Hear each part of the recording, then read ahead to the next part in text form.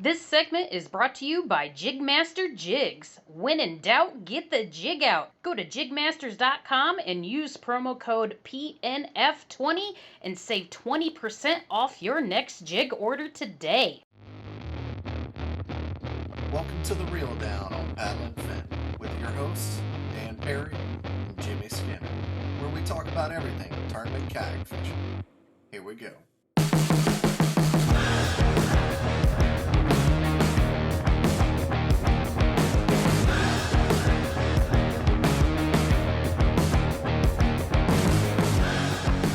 All right, everybody, welcome back to Paddle and Fin, the Reel Down, another episode. And tonight we have on, I have a whole list here, so here we go. He is kayak designer, and this is just small list. I'm sure he's got other titles. Kayak designer, tournament director, father, husband, son. He's got to be a son. Hobie B.O.S. Angler of the Year, host of Hooked on Wild Waters, semi-pro Blippy impersonator, Drew Gregory. Welcome to the show. Here we go, man. Hey, man, I gotta give it up, dude. That Blippy impersonation. My son, he's 4. He would lose his mind if he saw you. Dude, my wife keeps telling me I need to make extra money as a Blippy impersonator. Yeah. That's what she keeps telling me to do because she's like, you can make $100 like so easy, a couple $100 in like an hour. And I was like, come on, like serious? And she's like, yes, you need to do it. I'm like, when do I have time to do that? So I would pay you. Dude, come down to Birmingham. I'll give you $50 for an hour. Hey, show up and be bloppy. I'll pay you $50. Dude, I mean, I honestly, maybe it just means I watch too much of it with my son. You know what I mean? Maybe it means he's too into it and I just have it all memorized. I'm sure it's a bad sign that I can impersonate him so well. You know what I mean? Man, if it's a YouTube, man, if y'all don't know what this is, it's a little kid, toddler YouTube show. Yeah. Be thankful you don't know what it is. But that's right. But yeah, man, congratulations on your newest title, Angler of the Year for Hobie. That's I mean, you came out of nowhere, and in here, I'll give you the stats here. And really, you didn't start, and that's kind of the most amazing thing. You didn't start until the middle of the year with the Susquehanna, right? That was your first tournament of the year? Yeah, that was the first, yep. So, snuck in when nobody was looking. Yeah, the beginning, it's nuts. Everybody was thinking Kurt Smiths, and, and then it was 1-2 with, with Russ Ron, and Jody. And Jody, yeah. Russ. Yeah, it was nuts, man. I mean, it started... COVID threw off our family and we had to move from North Carolina up to Ohio, Northeast Ohio now. And it was just a crazy year. Plus we were all quarantined for so long and everything got pushed back. But the craziest thing was I really wanted to do Seminole. I went down and fished the KBF Invitational and the plan was to fish Hobie B.O.S. at Seminole. And the second day of the Invitational, and Jody Queen and Corey Dreyer can attest because they were at the same landing I was throwing up that morning, just getting on the water. I was sick. I was like puking, but I was like, I'm going to go fish anyway. I was frustrated. So actually there's a lot of videos that never have seen the light of day, but I was very frustrated because the first time ever in the history of me fishing, I had a fish that was DQ'd because I forgot to put an identifier in it. Right. And then unfortunately it was past the time. It was just like 5 minutes past, but I had Turny X was having problems or whatever. Well, I'm not going to say it was Turny X. I guess it ended up being, me, because I didn't have it updated. So I couldn't get my fish wouldn't upload, and I have 10 minutes to go, and I'm telling Corey and Jody, I'm like, what's going on? I'm getting connected to the Wi-Fi at the animal safari park that was right there, a ramp, and I'm like, we won't go through. I called Joe, and he said, just text it to me in a frantic panic at like 5 minutes till I texted him the fish. And I'm like, oh, thank God. And then all of a sudden I get 10 minutes later, I get an email saying it was denied because it didn't have the identifier. And I realized I had taken one photo of that fish without the identifier. And then I put all the rest of the photos had the identifier. And then in my panic, I sent Joe the fish without the identifier. And then they said I couldn't replace it. And I was like, oh, but dude, you were on the phone with me. You saw it's the same fish. You saw that the Wi-Fi and the Turny X wasn't working. What am I supposed to do? And of course, rules are rules. So they had to just say, sorry, you can't swap it, So anyway, I was so upset about that. And then the next morning I wanted to just leave and just go, because I wasn't feeling good. I said, no, I'm going to go out there and fish hard and see where I would have gotten, you know what I mean? Add that fish back in and see where I would have gotten. So anyway, I ended up like 23rd with one short, fish. So I think it would have pushed me up to like, I don't know. It wouldn't have been in the money or anything, but I was sick. I ended up missing on Seminole because of that. I went straight home. I said, I can't fish again. I'm just sick. So headed straight home, missed that one. And then, of course, COVID hits. And last one I fished was the BASS Logan Martin. I was like 16th in that one. Out of 222. Yeah, that was exciting getting to qualify for the Bassmaster Kayak Classic. And right before all this, down in, in between there, I think that was the Claremont Chain tournament was there for KBF Pro Tour, and I got second to Jody there. There's a lot of Jody mixed in. Anything that I do, it's like he and I are always at the same landings, at the same ramps together. It's a no-brainer. We're pre-fishing. We're going to see each other every time, and we're good friends, so it's cool, man. We're real close, and both on a lot of the same similar pro staffs. Z-Man and some others. So anyway, that was kind of how the year ended up starting, and then after Logan Martin with the BASS, the COVID hits and it kind of shuts everything down. Well, I moved up to Northeast Ohio, which would have been perfect for the Hobie B.O.S. Lake Erie tournament, right? Yeah. So I'm pumped about that. All of a sudden, that gets canceled, and I actually wanted to fish Norman before I moved from North Carolina.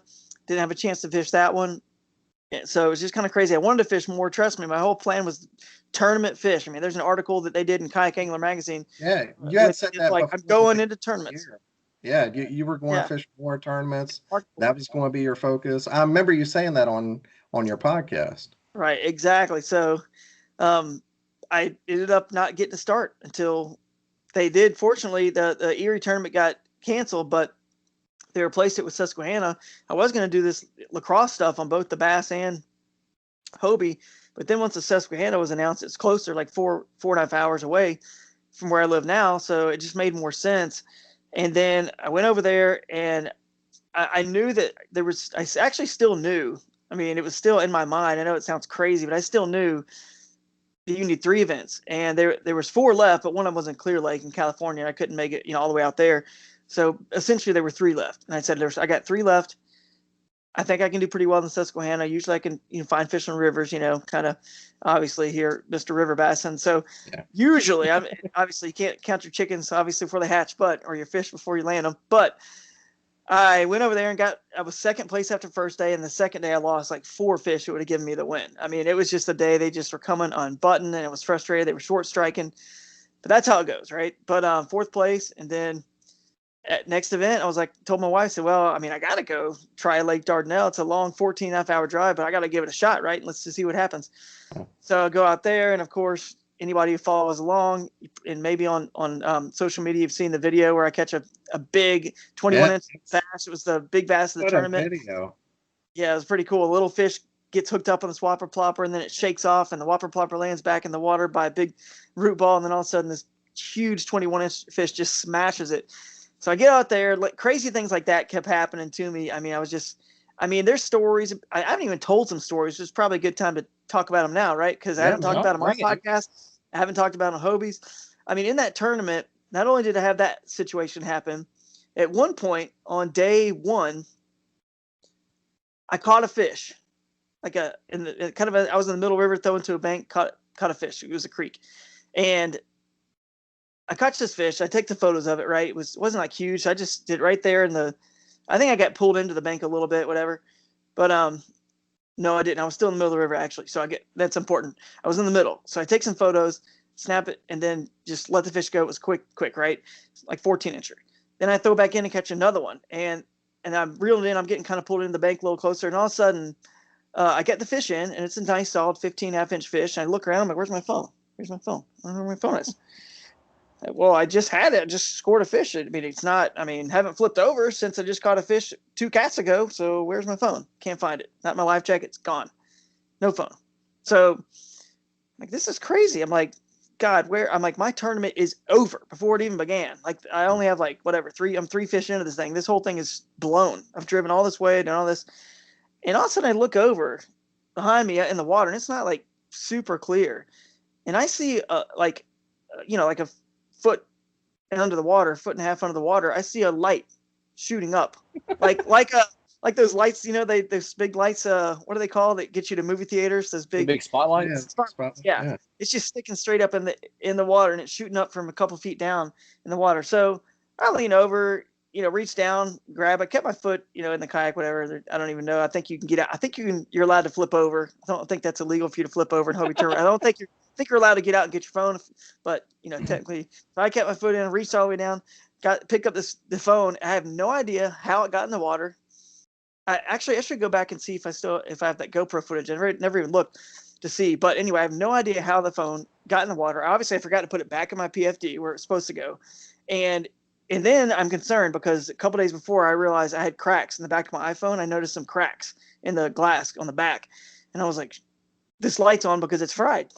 I'm done. Tournament's over. I mean, I got the phone back. I'm like, it's over. I came out here, so I'm still like panicked. And then somehow, just the light button just got hit. When water gets on, it sometimes it taps things or whatever. So it just was on, and I turned it off. Water hadn't gotten in the phone. I snapped away, put the fish back, kept on going, and phone. I went. Obviously, got a new waterproof case that night. Put like the packaging tape on the back. It was nuts, man. I'm like, I don't know how in the world I'm still in this thing. I was whatever 4th or 5th place after the first day, maybe 3rd or 4th.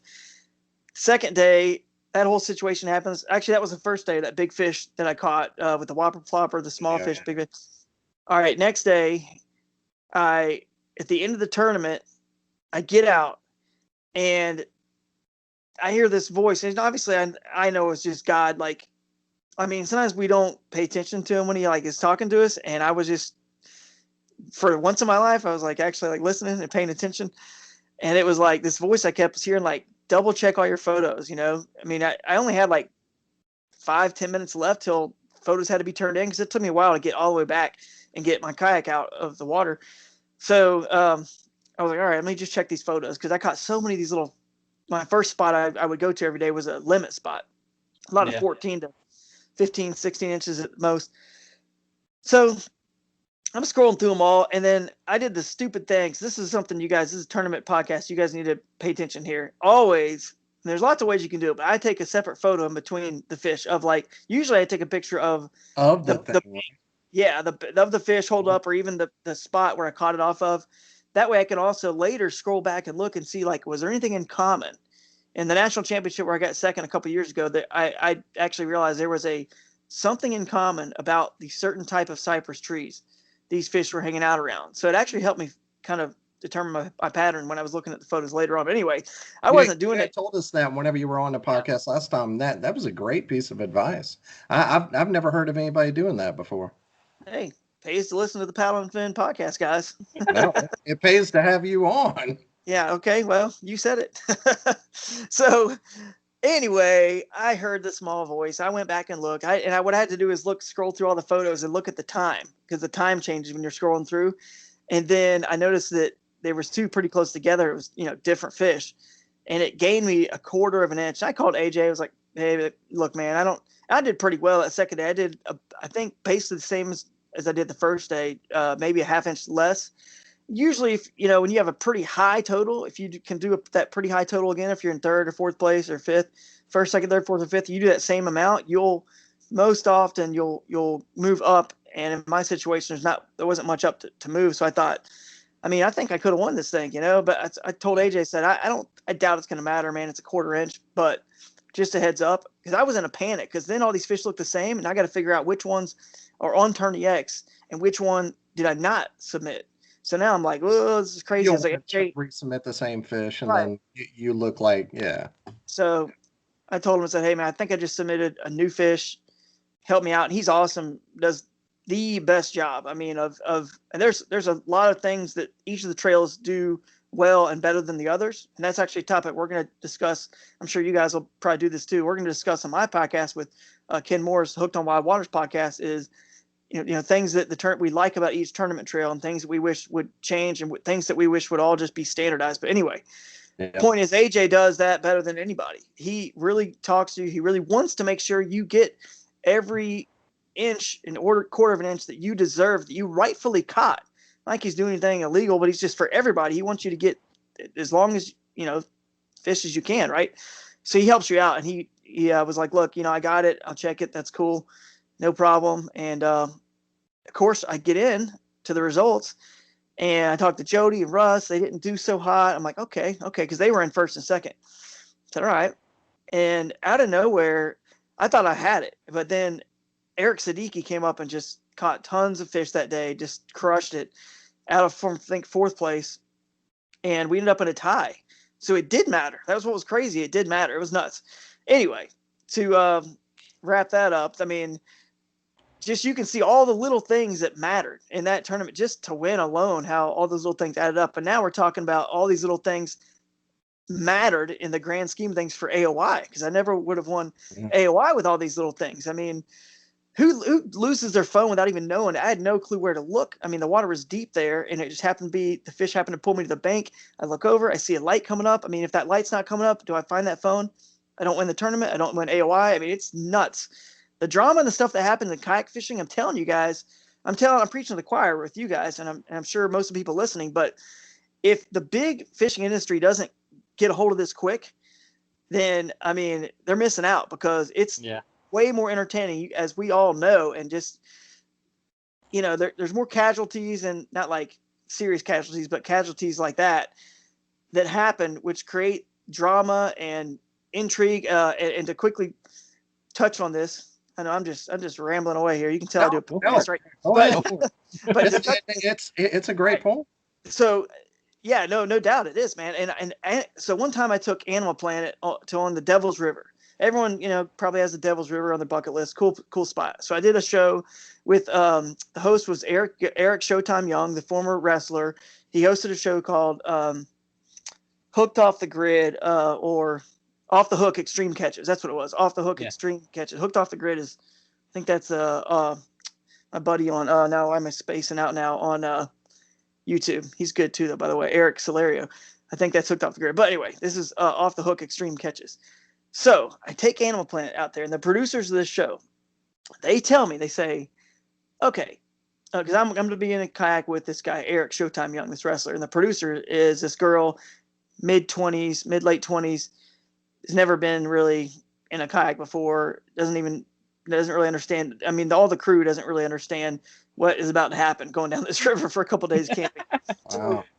And anyway, I mean, she says to me, this is what she says. No lie. She says, hey, listen, Drew, can you make Eric catch a fish right above a set of rapids? And then as he's fighting, so that way when he's fighting it, all of a sudden he goes down the rapids and gets swept down the rapids. And it's this crazy, like, is he going to catch a fish? Is he going to flip over? Is he going to die? Whatever. I'm like, I mean, you can't just make a fish bite at a certain spot. I mean, you can't do that. Then she says, look, I don't want anyone to get hurt. We don't really want anyone to get hurt.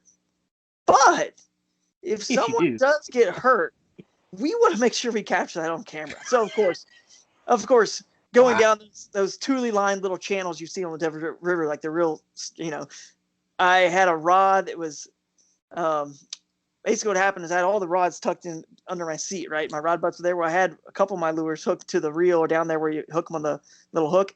And some of those rods, I thought they were off the kayak enough, but they got caught on some of those tules, and they all just bent backwards. So they caught in my leg, in my ankle. So of course I have to wait for all of them to I'm calling them, like, come on, like, get down there. I'm bleeding. I'm bleeding. You guys got to get this on camera. And then we did the whole hook trick. Now the thing was, Eric Young, he'd never done this before either. He really hadn't been in kayaks fishing, but we really wanted him to do this hook trick, with the line, All right. And my friend Pat Kellner was there as a camera boat guy, and another kayak angler. He's in Texas. Good dude. And anyway, Eric Showtime Young is strong, big of a wrestler as he was. You got to, like, commit to this. When you do that trick, you got to, like, rip and commit. And he did not commit. He tried twice. Pull, 1, 2, 3, and pull. It would just, like, my whole skin would just stretch up, and I'm like, I'm like cringing. Oh. But finally, Pat did it, and they focused in tight on Pat's hands, and we popped it out. It was all good. But the point is, that stuff happens every day. Eventually, there's a point when I get on a ramble, but eventually I'll get to the point. That stuff happens every day in a kayak, and in a kayak tournament. It happens at rivers especially. It's crazy entertainment. It is more suited to television than bass boat fishing. That's not a knock on bass boat fishing, because if you think about it, what's the most exciting stuff we've ever witnessed in a bass boat tournament, whether it's MLF or Bassmaster, you name it, FLW. Yes. Somebody going in the water, Yeah. like Ike and Elliot putting his boat in the woods one time. I mean, there's really I not. can think of one time this season. I think it was Brandon Pollock. I can't remember who. Somebody called a 4-pounder and hung him up in the brush. He looked at the judge, said, "What's the rule here?" He says, "Well, there's nothing that says you can't get in." So he's like, "All right." He just jumps in and swims to it. Yep. I mean, There's been a few of those. that's one Adrian out of Arena, I think. 5,000 Yeah. tournaments. That's right. Was it Mark Menendez? It actually was Lake Dardanelle. I think Menendez one time at Bassmaster 96 or something, 97. I don't know. It was early. Went under. They were allowed to use different boats. He had like a He had a different boat. That's he could the get on day that little before. bridge. Yeah. He had to push pole his way through there. And anyway, that's the most entertaining. One boat rule just for him. Yeah, pretty much. Yeah. And I now, not to get us distracted here, but whenever we get to this topic, or you guys get to it, or I get to it on my podcast, if we don't get to it tonight, that's what I think they should do in reverse of what's happening now with these electronics. If you're going to let everyone just video game fish everywhere they want in the lake, they should bring back, you're allowed to use different boats for tournaments, a jet boat motor, smaller boats, let them go further in those areas and fish OG style. You know what I mean? The way that they used to catch fish. Cool. That's what they should do, is just let both, because you're never going to win again doing that. You're never going to win again just going down the bank. It's not going to happen. Yeah. So anyway, well, here I'll go over your year real quick. So Susquehanna, and this is absolutely crazy, man. So you started Susquehanna 4th out of 112, Dardanelle 1st out of 112, Coosa River, and you shared water with some of these. I know, like you're friends with Lance. I love Lance. I fish Iron City down here with him. Coosa River 4th out of 87, then KBF, you got 6th out of 127. National Championship, 9th out of 281. Tournament champion, 7th, and you won that AOY. You got the orange, the Halloween Hobie, and I mean, congratulations on that. And then 50th, and then Chick, the Bass event, you got 50th there out of 148. And that was a tough event. Congratulations. That was tough. Even 50th. I mean, that's still great. Yeah, absolutely. I mean, the thing that's funny about that, and I'm glad you just sped through that, because I was going to go a lot slower. That was going to get the Coosa until, but that's a nice little synopsis of the year and the season. It was just unbelievable. I just blacked out. So I was just fishing, just blacked out, man, just catching huge fish left and right. And basically that bass tournament, what was funny is once I won the AOI, and I never expected that, and we can get into that tournament or talk about it a little bit more, I'm sure. But I mean, dude, once I won that, I was done, and just mentally, my wife and I had already had a cabin, Airbnb in the Smoky Mountains in Gatlinburg, planned because it was our 5th year anniversary. So right after that event, she came down with my son, and we stayed in the cabin. And then I had like one day to pre-fish. It ended up being one day. It was actually a half day and a half day, because they cut off pre-fishing at 2:00 on Friday. So it was kind of like half day and half day. So basically I had one day to figure things out on Chick, which is in my mind, I don't really ever want to fish a tournament unless I have 2.5 days. Really 2.5 to 3 is like preferred when you're really competing against guys of this caliber. You need, a lot of guys have time to have a whole week there. So I feel like I need 2.5 to, if I have history somewhere, maybe 2, but 2.5 or 3 is ideal. So I was just sort of like, hey, I'm just going to wing it. Pre-fishing, I did okay. I caught 3 fish, a couple over 17 and one that was 14. I was like, well, maybe I can scrap out 5 here. It was tough, like you said. And it was just one of those things that I didn't, at that point, I was just having fun. And I certainly tried my best. Fished with Craig Dye that day, and my buddy Nick Robinson, who's actually who has hired me over the past several years a lot as a guide, but this year it's been more, hey, I want to fish tournaments, so I'm sort of his kayak fishing coach. I've been coaching him. Wow, that's cool. Him out. It's pretty cool, yeah, because our lessons aren't just like a normal guide trip. We do map study. We talk about why the fish were where they were, and in every tournament I fish, I explain to him what, all these ones I've done well on. I'm on the road. I'm like, here's how I figured it out. Here's the keys that it took me to figure it out. And obviously we talk about stuff like on the podcast here, and I talk about stuff on my podcast, but I'm not going to tell every single little, detail. Some of the ones that actually maybe make the difference. It's still, competitive sport. You don't want to give it all away. But for someone like Nick, who's hired me, I mean, I tell him everything, man. So it's pretty cool getting That's to the fish. kind of coaching I need. Yeah. Yeah, that's cool. It's pretty cool. So I'm sure other people will hopefully hire me to do the same thing, because it's been a lot of fun. And we rent Airbnbs. We have usually it's a couple, it's 2.5 days, like on the water, like a weekend, take a long weekend, map study, river gauges. I mean, drive around, we scout put-ins, takeouts, how to manage time. It's just so many things into it. It's crazy what goes into it with him. But anyway, that was that event, that BASS event. And it's funny. Yeah, you can go and catch just 2 fish, that at an 18-something largemouth. And I mean, I caught a limit of fish. I just didn't catch any other keepers. I had one that was 11 3/4, but it's funny how 2 fish, with how tough it is, can get you 50th out of like 156 or whatever it was. That's how tough. That's a tough tournament right there, man. Yeah. And where are you doing that service now? Is it just going to be in Ohio, or are you still doing it in it's Texas? everywhere. No, I do it everywhere because I travel so much with my schedule all over the country. Yeah. And I mean, people who are this serious want to hire me to really, because here's the deal, man. It's going to save people so much time and so much money, because the reason I've gotten to the level I'm at, and like any Bassmaster Pro or MLF or any other guys that are really good on our series, your Cody Miltons, your Jodys, Russes, whoever, yeah. Matt Balls, Mike Elsey, you name it, just, you throw it out there. They've spent time on the water, and I've had to learn this stuff, a lot of it from time on the water experience. And obviously I do what I can to gain information off other people. Back in the day when I was growing up, it was more, talking to friends that also fished and were really good.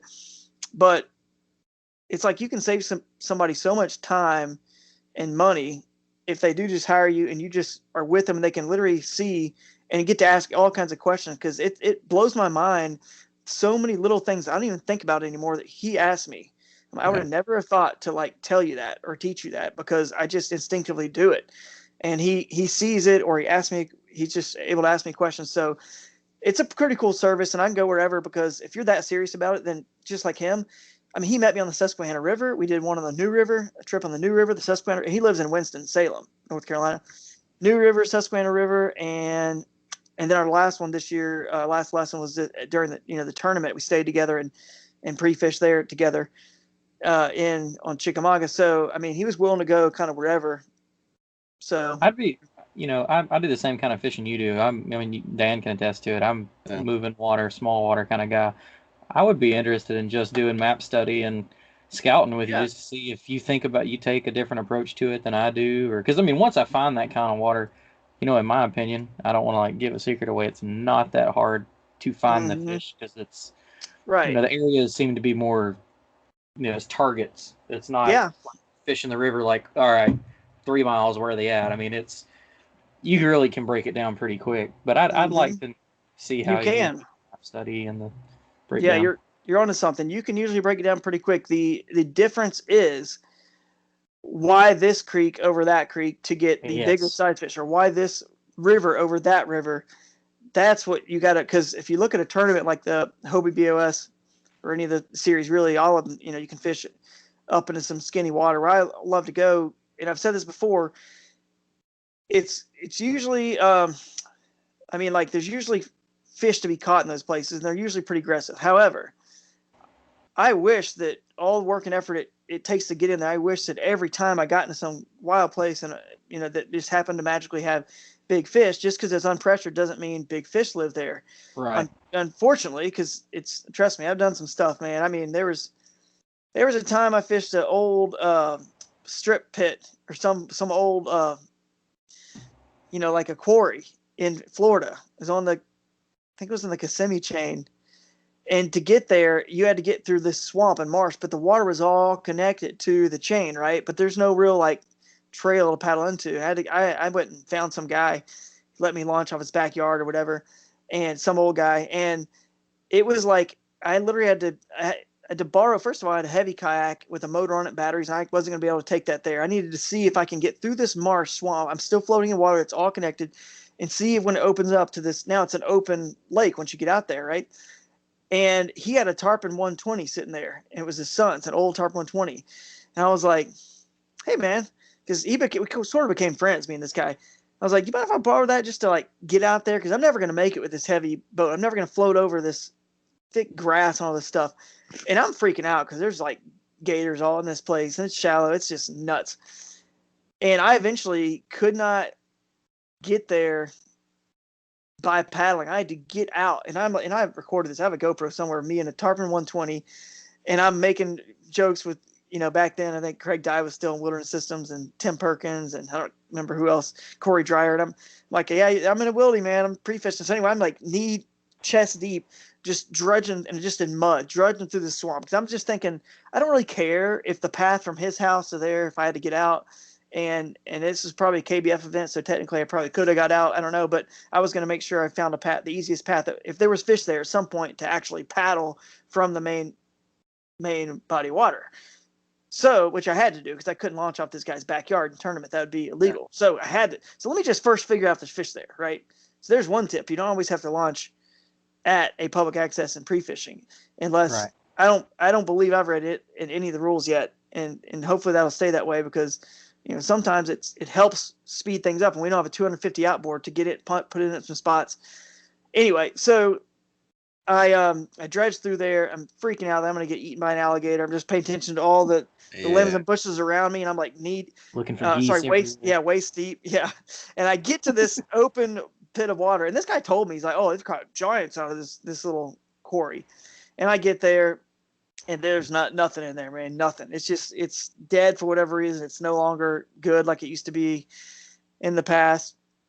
I waste all that time, getting out of there. And so the point of the story was, I wish I had all that time back. I wasted at least 3/4 of a day doing that. I mean, I scouted it with my drone. I was doing all kinds of stuff pre-fishing to figure it out. So the problem is which creek you're never going to have enough time to fish all the creeks that are in play and the rivers to figure out. So there's some tips and things you got to just do to try to do your best to figure out, okay, which of these creeks and wild places have a bunch of 10, 11, 12, 14, 15-inch fish, and which ones have maybe some of those, but for some reason have these 20-inchers. And there's some things that I know that can help with that, but absolutely it's cool.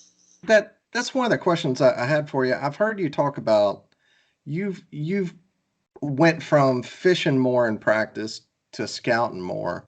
What amount of time would you say that you scout versus fish now? 50-50 or?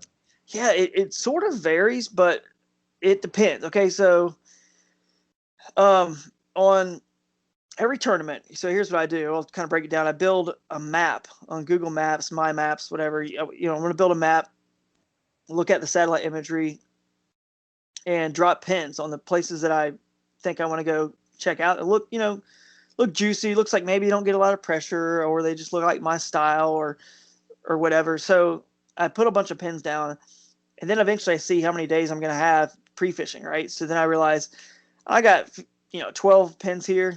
Because actually what I do is I put them all down, and usually I have 20 or 30. Give it a day or two or a week. And obviously during the winter, I do a lot of this during the winter.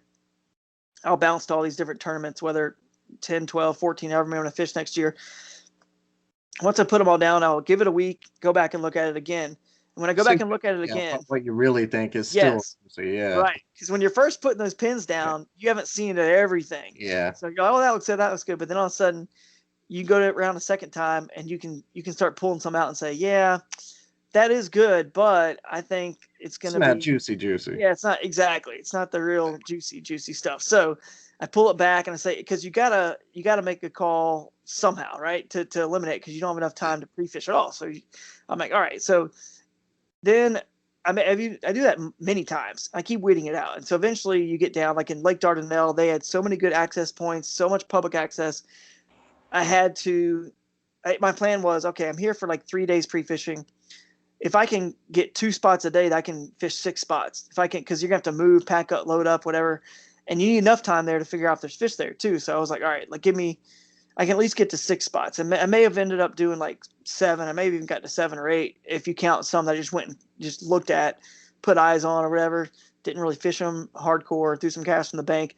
But anyway, that's pretty good, right? So I did a lot more scouting there, and I put in just for little bits of time and just caught a few fish, saw some stuff, saw some fish maybe or whatever, saw some bait, and just sort of looked and see how easy this access was to find. If I felt like maybe a lot of other people would be there or not, because the problem is if you ever go for the skinny water stuff, you're always taking this huge risk.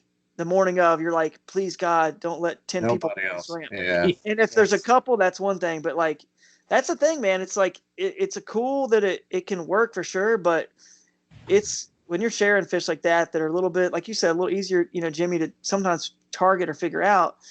It doesn't always win you tournaments because you're just sharing them. But if you find an offshore brush pile or a rock pile that's holding a huge school of fish on a lake, no one else is going to be there. It doesn't matter if 20 people are at that ramp, unless they found that same spot, you got it all to yourself. So there's huge risk of doing, fishing the way that we love to fish. So anyway, I think it depends, because in other tournaments, like I committed on Chickamauga, I committed to fish below the dam. And that was it. So, I mean, originally I wanted to fish the Hiwassee River, but that got ruled out of bounds sort of at the, the last minute or something. There was some stuff going on there with the duck hunting or whatever that, obviously we wish that would have been, you made aware of that earlier, because we'd actually booked our house over there on the Hiwassee. Anyway, that's another story for the podcast of things that we would love to see, a little bit cleaned up. But I just had no choice. I only had like a couple of days. I was like, I'm just putting in on this main Tennessee River as high up as I can. I'm just going to try to figure them out up here. And I caught some good fish pre-fishing. So I did more. I did scout a few other places and creeks, but honestly, what I did, another good tip here, I went, because it was starting to be the fall time of the year. I have a little temperature gauge, a little meat thermometer, digital little thermometer, right? And I did scout some smaller water and some creeks, but I honestly just went straight to the, to the water, dipped it in and saw 48 degrees. And then when I went to the main river, I saw 60 degrees in the main river. You bring a meat thermometer with you? Yeah, it was a digital kitchen, thermometer. So I was like, dude, why would you waste time putting in at 47-degree water? I know there's bass in there, some, but if they're that close to the main river, I mean, there may be some further up those creeks, but if they're that close to the main river, they know the main river's there and it's 60, they're not in the creek anymore. I'll tell you that. Right. Anything smart is gone. So that's why once the creeks were that cold and the rivers or creeks flowed into it, they were in bounds. I was like, so I did drive by some other ones, but once the main river was 60, I was like, I'm committing right here. And that's just it. And, it only had half a day, 2 half days to figure it out. It's just not quite enough when it's still a big river system right there. So so like you said, I fished more that time, like 75% of my pre-fishing of that day of pre-fishing was actual fishing, and maybe 25% was driving to a few other, creeks and river crossings and upper lakes. Sometimes there's some cool spots on lakes that, only kayaks can get to, they get a little warmer, they're open, get some sun, have some grass, that I'll poke around those places too. I don't just always go to rivers and creeks, but like I said, the little swamp back in Florida was cool. And anywhere that just looks, to me, this is also about enjoyment. It's not just about winning the tournament. It's like, I want to be fishing somewhere cool and wild like that. And actually, that's what was the most frustrating part to myself and Nick, who was with me, the guy that I mentioned had hired me as sort of his kayak fishing coach or whatever this year. We were so pumped about the area. We'd had this map. I mean, from the day they announced that tournament, we had this map, and we were so pumped to hit a few of these spots that we'd found on satellite imagery that just looked like they were going to be fun to go fish and explore.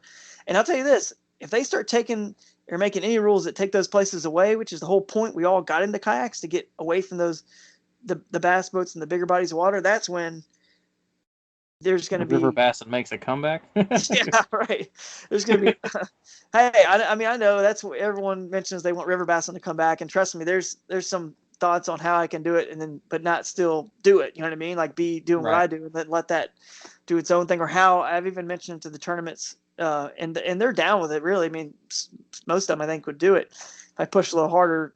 Having 3 of their events be called river bass and qualifiers, and they get you into a special championship if whoever fishes 3 of those, right? So let's say there's 10 total or something like that, and you fish at least 3, and then the same thing with the AOY points. It's the same points scale, 100, blah, blah, blah, 99, 98.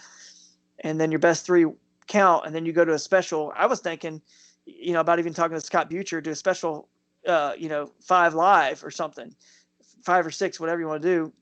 It's top 5. Top 5 people earn points and just give them a special extra fishing for $5,000 or $10,000, and then it would get more people into the Hobie B.O.S, the KBF trail, the Bassmaster Bass Kayak Nation series. You know what I mean? It would help them because we're just adding a little symbol on their events that are river friendly. Right. But anyway, that was what was frustrating about that sort of last minute rule change there. Because we also want to fish stuff that's fun. And the other thing about that, I ran into Fred Rumbanis on Lake Dardanelle when I came down of one of the creeks into the lake, and I was paddling through, and we talked for a while.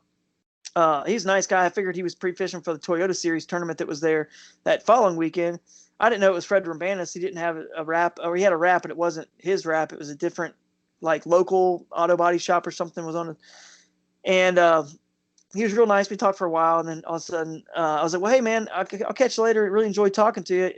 You could tell he knew what he was talking about. And I said, what's your name? I'll follow along, man. And he goes, Fred Rumbanis. I was like, dude, I know who you are, man. Like, I just didn't really pay attention, kind of a little bit distance away in the kayak. And I said, well, and then we talked for another, like, probably half hour after that. Cause like, man, I got a lot of mutual friends. I was like, man, I'm, friends with a lot of guys you fished with. Chris Lane's been on my show. And I know Stetson Blaylock had been on Hooked on Wild Water with me, and Matt Airy. I have other pros and people that I know he's probably like fished with. And we sort of talked about that. Brandon Coulter, I know, and some other guys he fished with. So, anyway, we caught up. He was a real nice guy. By the way, he knew Russ Snyder's too. He's like, yeah, I noticed Russ Snyder's. He's like, that guy used to folks.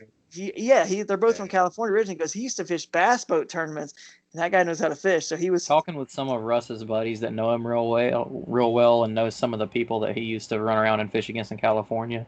Said that his friends are very thankful that he's not still out there in a bass boat whipping up on them. Yeah, so. I bet. He's dialed in, man. He's dialed in. Question. Do you think with COVID, I think, especially here in Alabama, it was the same everywhere, with more people out on the water this year, do you think kind of the wild waters, the skinny stuff got better this year because there was more pressure out on the lakes? Out on the main river, the main lakes, maybe the less pressured stuff got better this year? You talking about people in kayaks or bass boats or? Yeah, you did so well this year that your style of fishing, did it get better this year because the fishing now on the main lake sucked worse? Oh, I see what you're saying. Yeah, because there's more boats there. Yeah, and possibly, but I'll say this: like, it's always like someone's good in a lake, Siddiqui, Ron Champion, Cody Milton, whatever. You can see guys that have won a lot, are really good. Matt Scotch, they can catch them. If you're going to lake, you can win a tournament. You can crush it. You can find those spots. If you're a Brian Thrift or Jacob Wheeler, guys that are really good, especially with offshore stuff. And I say this a lot, but I'll never forget it. Brian Thrift always said, I never pre-fish the bank. I can always catch fish on the bank. I can always find fish on the bank. I always look for the spot that will actually, I can always do well and hopefully cash a check, and catch fish on the bank. But I look for a spot that will win the tournament offshore. So having said that, those guys are really good. All the guys I mentioned and tons more. They can find stuff and win any given day, any tournament, AOI, doing their style. Likewise, people that are really, really dialed in to what I like to do clearly can obviously still win, tournaments, win AOI as well. Both can work, but let me say this. I don't catch that fish on Dardanelle, or I don't catch that I lost a quarter inch, or whatever. That can go over so many scenarios of fish that were close. We wouldn't be here talking about all this, and we might be talking about, Russ or whoever else, or Jody or Ron Champion. Ron Champion, if I wouldn't have gotten 7th, he probably would have won. He's definitely a lake guy. Yeah. And so would you know what I mean? Like the line's so fine. Like, was it that great? Did they fish that great this year? I mean, I don't really know if it was really they did anything that great, because look how close the line was, you know what I mean, to the lake style winning the whole thing. So, well, I can say kind of what Dan's saying, though, with COVID and more people getting out, I can say that I saw more people in those skinnier, because, maybe not fishing, but pleasure they're looking not to, people first time in a kayak looking to stay away from bass boats and stuff. There's definitely a bunch of the spots that I like that you'd see Yeah. more traffic in, and then Lord Yeah. knows if you catch a fish in front of somebody there, then word spreads fast. Something Exactly. you were saying too, like how you were talking about how which creek looks best. The way I always have to go into it is, yeah, this looks good, but like when I fish Pickwick, I'm always up in skinny water. Does this creek have the potential to hold the fish to beat somebody ledge fishing in summer on Pickwick? In my It's not opinion, most easy. of those is a no. No, It's a you're freak right. thing when it is right, but You're right. It is a no if someone really knows what they're doing on a lake. Typically, rivers and creeks and skinny waters do have smaller fish. They're not as quite as bigger body of water, the bigger the fish. We know that. The bigger the ocean, the bigger the fish.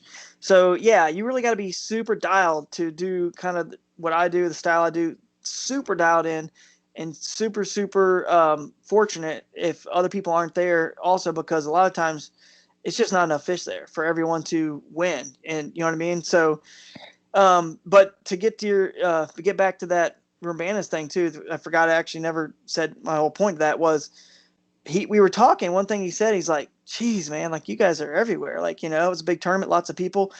And I was like, "Hey, man, we want to be we want to be even further and out of y'all's way, up and more of these wild places. But rules are rules, and they set them. And I get you can't have too much of that, either. You want a nice balance, because the storyline back to full circle. What we talked about at the beginning, how this will be on TV one day. It will be more exciting. What we're doing is the best storyline in our sport, I think, is what is going to win this tournament. This offshore, like Panoptics, lake, ledge, this versus getting back into some wild stuff with 2 rods, Yeah. 1 tackle box, and that's it's just a little kayak. I mean, that's a cool storyline. Yeah. And then the cool thing is that the rules, we have different rules. We can switch per event. So some events I'm using my 12-foot Crescent light tackle. Some events I'm using the 10-foot Crescent ultralight, weighs like 49 pounds. So we can switch. So it's like you could have somebody that this is the one who's really going to be, somebody is 12 years old right now. Listen to this, who's probably going to kick all of our butts, because they're going to be able to understand, do really well offshore and with Panoptics and the forward facing sonar stuff, but they're also going to be really good at learning when to zig from that in a certain tournament and then go super skinny small and find some out of the way place to win, and then when to move back to this, because it changes. I'm going to struggle at certain times of the year because I really want to be on the river because I enjoy it, but I know in the winter, these early spring tournaments, these Lake Seminole, like the Hobie B.O.S, or Lake Murray for the KBF Trail, or whatever other tournaments are early. That the one on Watts Bar even coming up, Hobie is super late February. It's going to be freezing cold. yeah, Rivers heat up a lot slower than the lakes do. So lakes will turn on quicker in the spring, and then likewise in the fall, which we kind of saw there on Chick. Lakes still held good warmth, and they were catching them on frogs, topwater, to win. So my point is, I think we just need to, as tournaments, make sure we find the right balance of keeping all that stuff in balance. Because the bass boat guys they're just looking to find reasons to dislike us. We need to be together and unified as a bass fishing world, not we're bass boat, we're kayak. We all are. This is the same basically commerce. It's all the fishing industry and the bass fishing industry. We need to work well together, and I think that means, making sure there's plenty of wild places, in bounds, and also understanding the etiquette between the two. And there's just a lot of things we need to do because they're just looking for reasons to dislike us. So if we cut off for some reason any more of that, then dude, because here's the thing: tourism departments are dying for people to promote and highlight the rivers and creeks, because the bass boat tournaments can't do that. They can't give them right. that. We can give them both. If AJ or Chad or whoever is talking to, Steve Owens or whoever with Bass does it, is talking to a tourism department, it's like, look, we can highlight the fact that you're not just an awesome lake. Pickwick's not just a great lake, but there's incredible resources up all those rivers and creeks that have awesome fishing you can get into with a kayak. And then the imagery they can get from those places they could never get from a lake, and it's just, it's really cool, that dynamic, that storyline, I think, between those two ways to catch the fish. And then of course you got, the in between other kind of waters that are sort of in between the two, and zigging and zagging. So it's gonna be fun to see where this sport goes. I tell you that. Do you think that as more people get into kayak fishing, that I guess both of y'all's, that your bite is going to get tougher, that wild water it's becoming more discovered? I would say probably, but I mean, and Drew could attest to it. It just makes me want to find that even, further out place, or that look harder for, Craig Dye's somebody that's also really good at finding something that you don't see on imagery, and like talking with him is something that makes me look. Like the spot he had on Logan Martin, I had looked over probably 10 times, and then we were talking at the captain's meeting, and he was like, yeah, I'm right here, and I was like, there's no way, man. I looked at that, and he's like, no, look, that's a ramp, that's a public access, blah blah blah. And that the more you show up to some of these little spots I have around here, and you see a truck in it, and well, somebody found my spot, then I just go right back to the map and like, well, let's see how much further north of the river I can go, or how much further south of the main channel I can go. No, I agree. I mean, and then the thing that's key on that is, the tournaments need to make sure we have. That's why I'm saying we need to hopefully always have an abundance of, because if you have, how many miles of shoreline is Pickwick? I don't know. Let's say it has whatever, like crazy. It's more, a lot, several thousand. Let's say it's got thousands of miles of shoreline. Yeah. Well, how fair or unfair would it be if you cut the creeks off, or rivers, like, oh, you can only go up to, whatever, like 5 or 10 miles up this creek. So total, all the creeks would be like, 50 miles of creeks in bounds. And I was like, and the main lake has 3,000 miles. Well, that is not a good fair, like, because if other people show up in that river creek, you're done, because all you're basically fishing is the banks when it's that small. You know what I mean? Obviously there's fish in the middle, wide enough rivers, but you're hosed. That's not very equal balance. Like, so as long as we can keep that stuff in play, which is the whole point of the kayak to begin with, obviously, we'll be good. And I'm sure we will, hopefully will, because there's only reasons to do it, not, the other way. So, but I think you're right. Just look harder on the map and just catch them better when you get there. It's all you can really do. But by the way, Logan Martin, I was on the main lake. No one really knows that. I fished the main lake at 16. Yeah, so, but it was the current. I found a bite that they were relating to current on the main. It's such a river lake, but I was not in the river. Y'all were both on the lake, and I'm the lake guy, and I was on the river. Yeah, Dan had a rough one. I had committed to the Carolina rig, some intel from a local, the week before. I had enough the week before, and obviously it doesn't matter because week goes by, stuff changes. But the numbers I had from a week before would have won the tournament, and I had the bites, but that's the first time I'd ever fished Carolina rig in a kayak. I had a 4-foot leader, and landing fish was like, I screwed up so much trying to land fish in a short net with a 4-foot leader.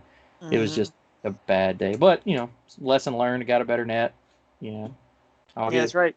They go back to Logan Martin, I will have it figured out, I promise. That's right. I was catching them on the 4-foot leaders. Yeah. I'm a short guy too. Like, I would have loved to. I need to pull the GoPro footage of I lost like an 18 or 19 right at the boat. Had the net on like just the last 2 fingers. The rod as far the other direction as I could, and I could barely touch the fish with it, and the fish just popped right off. And I was like, all right, from here on out, I'm boat flipping. And then the storm front kind of changed. The bite died for me, and it was over with after that. So. Yep. That's funny. I was catching them on a shoal where water was kind of pulling over it, when they were moving water. They were kind of stacked up on this shoal. So with like chatterbaits, spinnerbaits, stuff like that. So it was fun. Good tournament. All right. So we're ways into this. We have to talk about the fantasy, man. I appreciate y'all putting that on.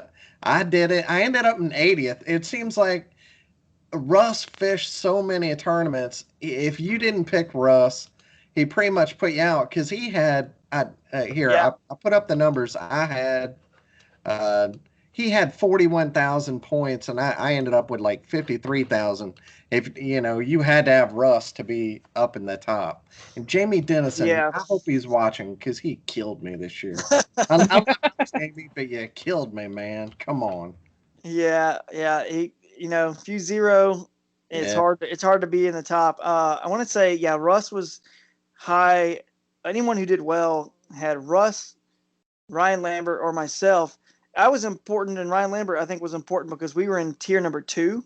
So there was tier 1. If you guys don't know how this works, we'll do it again next year. But so Yeah, I had Cody and Jody, but I didn't. yeah, Jody was big. He was the highest money earner was Russ at 41. Now really the highest money earner was Matthew Connett, but who won the national championship for KBF. But he wasn't in the fantasy because we didn't know really who he was until this year, right? So he'll be in there next year. Yeah, he'll be on there. So if you had Russ and Jody, most people had Russ and Jody who did really well. And or even maybe Cody was in there. He had 16,000 and Jody had 26,000. I had 21,000. So the reason why I think people that did well, I think the guy who won had me. Ryan Lambert was up there in a lot of those because we were in tier number 2. So tier number 1, there was 10 hammers and you could pick 2 out of the 10. So you had your choice. These were the Christine Fisher, Matt Scotch, Jody Queen, Russ Snyder's, Matt Balls, Mike Elsie's, like Cody Milton's, just the hammers. There's 2 I'm obviously missing top of my head. I can't remember who they were, the other 2. But they, a lot of people had Russ and Jody there. Ron Champion, yeah, he was up there. And then tier 2, yeah, there was like 40 people and you had to pick 3. There's like 40 something probably out of tier 2.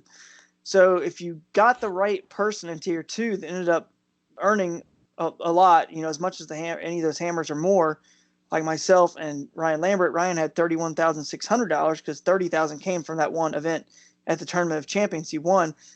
Or myself who had the 21,000 something. It really lifted you once you had, Russ and Jody combined with myself or Lambert. You were like boom, boom, boom. Really, and then obviously tier 3, there was probably 100 people or so in there, and you had to pick one. It was a wild card. So having somebody in tier 3 that got you a check earned points, which means they earned a check in cash because our points are equal to money. And basically, this was only the top 3 elite national trails: the Bassmaster, Kayak Bass Nation, KBF. We used, because this year the Pro Tour got kind of canceled. We used the first couple Pro Tour tournaments or whatever, and we ended up using the Super Trails and use those. But anyway, next year it'll be the Trail Series, KBF does, and then of course the Hobie Bass Open Series and the Bassmaster, Kayak Nation. Then we'll obviously always going to include the Kayak Bass Fishing National Championship and any winnings from Angler of the Year awards, because we're also trying to track the money. You know what I mean? Yeah. Which brings up another point. Some states have really good state series and state championships, and Ryan Lambert won like a lot of money in the Tennessee State Championship also. Now, so that wasn't even listed in his 31,600. So he probably won like, I don't know, $8,000 or $10,000 for that. Probably, I don't know if you guys know, but it was a good amount. It was a good amount. I cannot remember what it was. I don't remember what Lance won for Alabama, but he won state championship with the state. I can't remember what he won. So whatever and that he was. won Iron City. I mean, he won our local club's state, RAOY too. Mm-hmm. So that stuff isn't included. Yeah. But it's fun. You guys should, we'll get it going next year. We'll talk it up. Maybe we can make some changes. I'm trying to think, like, it's hard to debate, and we can get into it now if you guys want. It's fun. The debate who should be in the top 10 this year, you know what I mean? Because you got to almost take it's got to be you, Russ, Jody. I had it listed out on a note here. I'll see if I can pull it up. Yeah. Okay, you, me, Russ, Jody, Cody. That's yep. Siddiqui. Derek Brundle. I think Brundle's got to be in there. Matthew Connett won the national championship. I think anytime you win the KBF national championship, as long as you're not a complete unknown, and he was more known locally in the Northeast, and now we all know he fishes. He's the rookie this year. He just kind of came in, but he's going to be fishing a lot of these. I think he's got to be in there because he won. And he won the Trail Series Championship and the Challenge Series Championship. Siddiqui, Christine. So would you put Corey Dreyer, Lambert, Ron Champion? Yeah, Ryan Champion. Or Jackson Orr? Jackson. He's going to college. Is that a different division now? Yeah. Well, I mean, when in college, he's going to be fishing probably in the bass boat for his school. Yeah. So how many these tournaments is he going to fit? That's one of the arguments. He was like he was in the top 10 and money earned. He's going to get beat by Montevello now, so it won't matter. Oh, that's where I went because they're ranked number 1. I tried to get him to go to Montevello and wouldn't do it. Sorry. That's funny. Sorry. See, so who do you pull out? Because you mentioned Siddiqui, and who was probably he wasn't in the top 10 in money earned this year. I think he earned like 9,000. He was probably like 12th or something. That was an off year though. He'll be back. That's true. He's good, no doubt about it. He knows how to catch them. But the thing is, do we make that how do you put him in over someone? Does it have to be off this year? Like Corey Dreyer? He was like, I want to say he was in the top 10, like 9th overall earner, 9th or 10th. He had $11,000, and he was second AOI as well in KBF. Oh, okay. To Russ Snyder. So it's like, how much do you weigh a second? How much do you weigh a Ryan Lambert winning most all that money in one event? Yeah. And how much do you think about, but he also won the Tennessee State Championship, wasn't part of our game. And I just personally know he can fish. So how much do you weigh that? I don't know. It's a good debate for all you guys listening to have between yourselves and the Paddle and Fin podcast group or whatever you guys have on Facebook. If you guys have one, I don't know, but you probably do. Yeah. It's a good debate. That's why it's a good thing that you have to figure that out, though. I know, right? Maybe we need a committee. You guys should be a part of this voting to figure this out. Let's do it. Yeah, I think you guys should. I would say a fun one would be the top 9 money earned, and then like a People's Choice wild card for the 10th spot. That'd be a fun one. Yeah, it would be. That'd be a good one. Because here's the thing, it doesn't really matter if we do it the same way and we have 10 hammers and we get to pick 2. It doesn't really matter. Let's say you pulled Siddiqui or Corey Dreyer, Ron Champion, whoever you guys want to say. It doesn't matter. Lambert, Matthew Connett, whoever you think you pull down to the tier 2. All you've done is made them the highest, probably one of the highest, if not the highest, owned person by all the people playing the game in tier 2, which means more people are following them, more people are pulling for them. It's still a win for them. It's not like it's a slide on anybody to be. No. Yeah. Well, I mean, like you were just saying, the proven pros. Having you and Lambert in tier 2 was a boost for, if you're 2 picks from tier 1, one of them play out, blah, blah, blah. It's true. And actually, to prove my point, I was 19% owned. So I didn't fish a ton of tournaments before this year. I fished some. Obviously, I've done well in the national championship, like pretty much every one. So I think people are like, well, once he fishes tournaments more, he's probably going to do well. So I think they were clued in on that. But I was 19% owned, which was 6th overall. And I think I was pretty much tied right there with Christine Fisher was 19% owned. And then you had, your Jody Queens and Cody Milton's and Josh Stewart. He was another one that was in the hammers. Yeah. He had a little bit of an off year. He was super high owned in the game. One of the top, 2 or 3, I believe.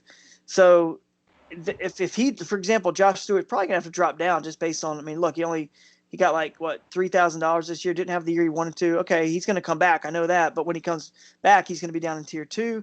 He's going to be super high owned and probably have a killer year, So the other thing we could do is obviously put salaries on people. Everybody that's in the game, put a salary on them. Give the people that play the game $50,000, in fake money to use, like DraftKings, and then you pick 6, and you make Russ and Jody like $20,000. That way, if you really wanted to get both of them, you're only left with $10,000 to spread out between 4 people. You got to make them really high and expensive, and then go down from there, and then of course we all can debate how much everyone should be worth. Then that's the fun. These could be some fun social media posts. Yeah, I can see this getting interesting. Yeah, no doubt. If there's any sponsors watching, because there always are, please reach out to Drew. Let's get some money behind this, get some stuff going, get some people interested. It'd be cool. I had a lot of fun doing it. Mm-hmm. Honestly, the money is the big thing, because if the money comes in behind it, we can put some money towards it, and the people that ran it for us we can do like a salary, and that takes more time and on the back end for us to develop and then to transfer to them and for them to manage. It's a more expensive than just the easy game, which was, hey, what's the cheapest game you guys can offer us to offer the community, and it was like just put people in 3 tiers, and that was easy. But so if we did the salaries, I think that's what we should probably try to do next year, because people wanted it to be, after they were playing it this year, they were like, man, I picked so-and-so and now he doesn't even fish any and I can't change him out.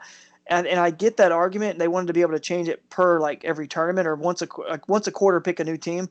But here's the thing.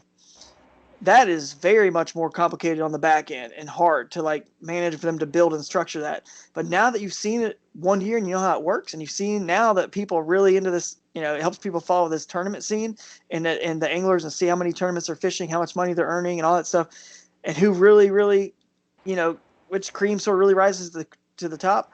Now that we've seen it for a year, I think everyone's going to make a lot smarter picks next year. And I don't think you're going to sort of be tuning out halfway through the season. You're going to be like in it till the end, because the TOC and the KBF National Championship are on the end of the year.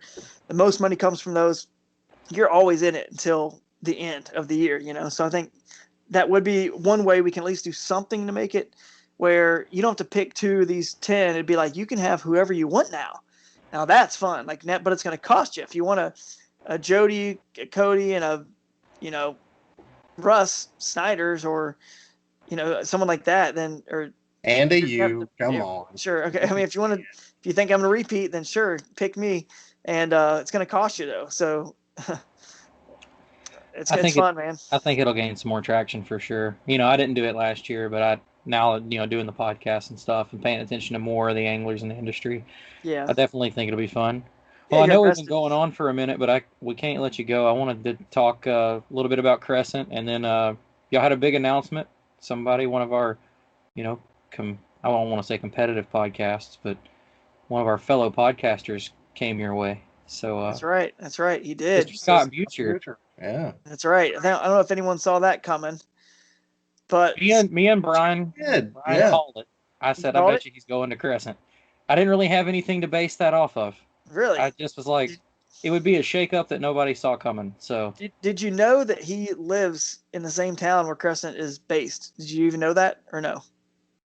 He lives in Carrollton. I knew where he lives. I didn't know that's where Crescent was. Yeah, they're right there. He's just a few miles from. So that's kind of made it nice, you know what I mean, for him to be able to work with Crescent. He's going to have I don't really know his exact title. He's going to do a lot of stuff with Crescent and for Crescent. But he's a super talented guy. We all know that. I mean, you just give Scott anything, he's going to succeed at sure, man. He just works hard, man, and that's the kind of company we are, the kind of, you know, people that we like to surround ourselves with, and he's just genuine and passionate. So it was just amazing that, I mean, just how God sort of has lined all this up, you know, for me to end up with Crescent. I mean, our hashtag, you know, I guess I should say, is live in the current, and I'm such a, you know, river and current oriented angler. It was just perfect. I was like, I love this saying, like, live in the current. Because it doesn't just mean live on the river, it means live in the present. And obviously with what happened this year with COVID and everyone's lives, even more so than ever, and maybe me just getting old and sappy and whatever, like finally the perspective on life now. I got a kid and all this stuff. But yeah, I'm with you, man. You guys know, you know, so live in the present is what it's all about. And so we want people to remember to live in the present, live in the current, in this moment, because you don't know when you're getting another one. And honest to God, that's how I fish every tournament. I think to myself, this is one chance. I got one go around on this earth, and I'm not going to stop. I'm not going to give up until the last second. And honestly, we didn't even talk about that TOC tournament, but I caught a fish at 258. I had about 70 inches, the weakest little stringer you'd ever seen, 72, that first day of the TOC, and I caught a fish at 258. It was my biggest fish, 18-inch smallie. 257, the photo timestamp is 258. And I was like, I'm not going to stop. I'm not going to give up until, I mean, I can give up when it's 3 p.m., right? But I'm not giving up until then. So this is living the current and living the present. It was just a perfect way to describe, you know, myself and how I live. And then at Crescent, this guy, James Durbecker, is just so passionate, so genuine. If you ever meet this guy, I'm telling you, he's a just true Palace Sports kind of guy, you know. I mean, you can just tell, genuine, and has developed a really cool vibe there and built this thing from the ground up just by hard work and hustle. He's pretty much the exact thing Scott Butcher's done, same thing I did to get myself into the sport.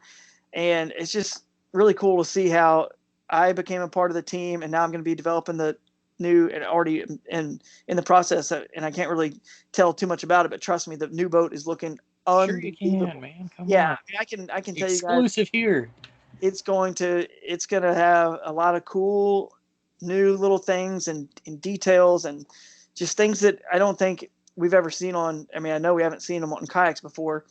And now I'm designing this new line, so this specialized line. So, and you can probably Oh, a whole line. Yeah, the whole line, Nice. specialized fishing kayaks. Now this it's going to be a line. I mean, it starts with one, right? And then of course there'll be more, but specialized just really just means a little bit more like hardcore is not the word, just very purposeful, very, you know, the ones we already have at Crescent are awesome. I've done super well in them this year. It just goes to show you can get into its inexpensive $6.99 kayak and do well in these tournaments just to paddle.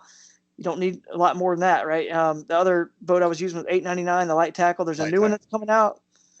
A new one is coming out very soon. It's not one of my designs, but I will tell you, I'll give you a little bit of a tease on that one. It's kind of in between those two boats, that 12-footer and that 10-footer. It's in between, along the same sort of flow and feel as those. And so if you can imagine, I think it's like $6.99, $7.99, $8.99.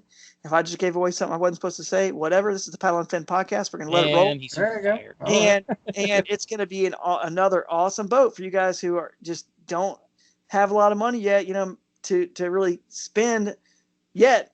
But you can make some money out of these boats doing well in tournaments. But anyway, the whole line is going to be more intentional and a little bit more, specialized, for lack of a better word, right? Than the line that we have going now, which is more this nice price point, made in the USA. Everything's obviously made in the USA with Crescent.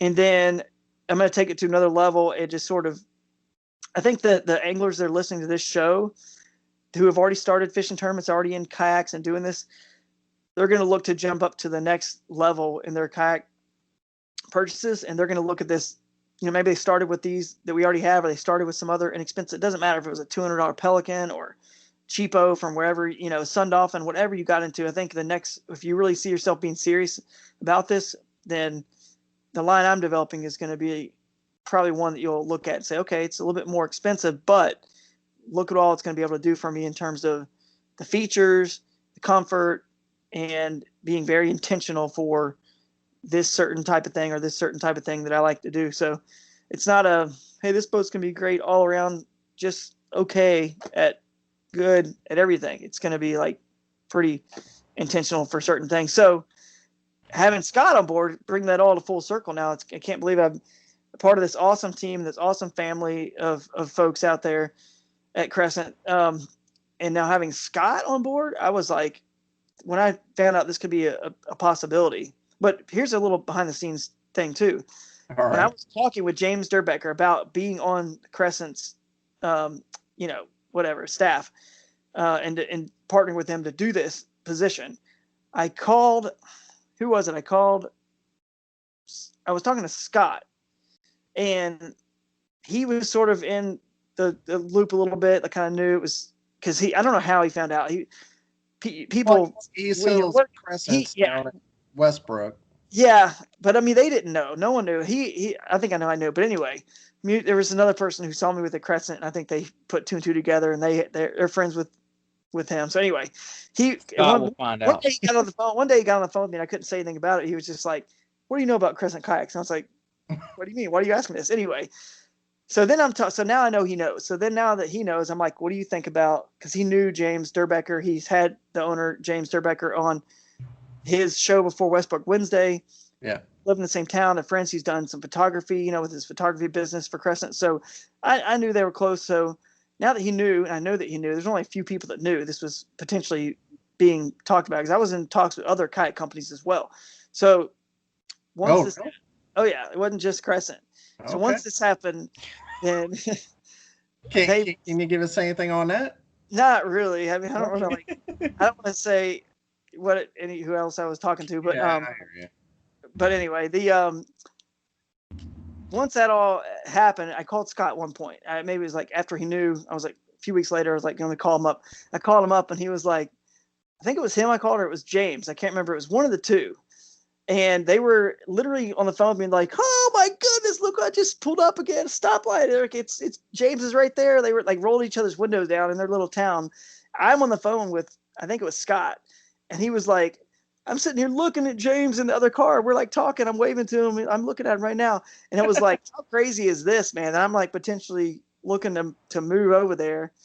And they rolled up at a light at the same time. And we're like, what's up, bro? What's up? And like, I'm on the phone with Drew right now. And he's like, this is crazy.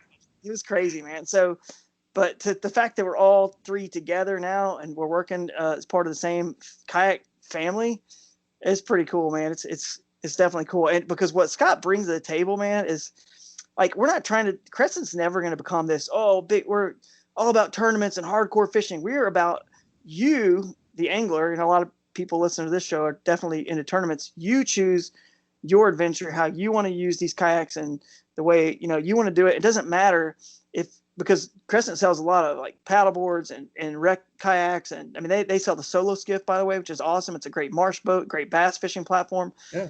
We're a lot more than just the kayaks that I used this year. They sell a tandem now. This crew is a tandem / solo. It's pretty cool. I just saw that. That was pretty cool. It's awesome. So but it's also made where it's like, this is for you and the family, a guy that doesn't even fish, to buy. And so it's like, you choose the way you want to do it. It's your adventure. We're not pushing. We're all just about the adventure. If you look at the Instagram for Crescent or the Facebook or any of the photos from the company, it's not heavily fishing or heavy whatever. It's all equal to all the paddle sports and just the adventure. And that's what it's about. Living in the current, just get out, go paddle, have fun with life, friends and family. And so now that we get to do that all together, the three of us, and then all the people that are going to be joining, I'm sure, I'm hopeful for sure. I'm not going to go and poach anybody. And I'm not trying to say even we're building a team right now, but I think we will have some sort of team or group, or I don't know what we'll call it. We're definitely going to do things different than I think other brands have done in the past, because we're just getting a little bit different in some of the things we do. So I think we're going to do this a little bit different, but I think more people will be joining and paddling and fishing out of Crescent boats. And hopefully, especially once the boat I designed comes out and everyone sees it, I think it's going to pique some interest. And we'll just see. Horizontal rod holders. Horizontal rod holders. All right. Horizontal rod storage of some kind. We need to see more boats with that. All right. I think you might like some of the stuff we got on this boat. Then I'll say that much. I think you'll like it. I mean, he's a new canoe, but he's your. If you can make Jimmy happy, he's your target demographic here. I mean, make Jimmy happy. He's your guy. It don't take much to make me happy in kayaking, honestly. If he, a lot of the things that you've had are paddle, motor, and obviously with Scott coming from Bonafide, he's paddle, motor. Can you say that's what we can expect? Yeah, I can imagine the R&D of a small company trying to make a pedal drive would be. It'd be impossible, right? Right. I mean, it's not something we're into. I mean, we're 6 months later they have a pedal boat. What? Yeah, unless you shear water it, and then you're jacking somebody else's. We like exactly. Not to put down vibe. I'm just right. No, yeah, it's true. We're content where we're at. We think there's enough. Like again, we're not a big company. We don't have tons of overhead and tons of employees to feed some monster. We don't have to grow. We don't have investors. It's just James. So we have that's what's beautiful about being with Crescent. There's no pressure we got to get this model out right away because we need this. We have all these families and lives counting on us. We have to get out right away in order to feed this machine, or else we're going under. It's kind of like, we can do things a little bit at our pace. We can take a few risks that maybe you can't at a bigger company. You can't afford to take risks sometimes when you got this certain thing will just sell. You'll sell enough of this if you just make this and don't take the risks and the time to R&D this or that. We have a little bit of an advantage, I think. And so, hey, man, I mean, it's just the way it is. I'm just glad to be here and be able to have this advantage to be able to not take those risks, which can also – I guess as you alluded to, and not just with Jackson, but other brands, it can definitely, it doesn't always work. You know what I mean? You spend all that time, money, it doesn't always work. And I think that is an awesome drive that Jackson has, for example. And a lot of the other drives out there are great. I mean, are they a Hobie drive? I mean, no, but they were the first ones coming out with Kickup. Yeah. And that was Exactly. clutch. That's It is. what drove Hobie to do that. So I mean, they were the innovator Exactly. for that. Which exactly. And Jackson's always been an innovator. So, I mean, I guess what I'll say is we want to stay with paddle, and then obviously the opportunity to put a motor on the boat too, paddle, and we're probably going to stay that way. I mean, forever, because that's what we enjoy. And I also like the fact that that doesn't make us, a competitor with a Hobie per se, or any of these other companies that really are pushing pedal so hard.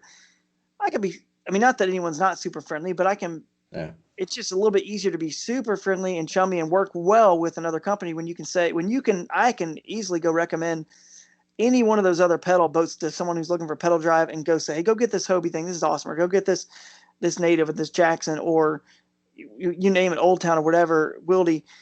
And it just makes it easy because it's not like it's losing one of our sales. I mean, people want a pedal drive. I mean, I think it's a smart thing to possibly have one if you're a tournament angler, to be able to get to some offshore spots and fish lakes and go faster. So, Well, I mean, and it like works super nice. we're saying with the pressure, with the bigger companies, you saw, in my opinion, that's why you saw a lot of problematic drives and problematic designs, is because, one company came out, was hitting it hard, and then it was like immediately everybody else needed to get there. So you saw a lot of, I mean, Yeah. like with Jackson, I know they had a lot of issues with the drives at first that they got worked out, because I've been in one since then, and it's great now.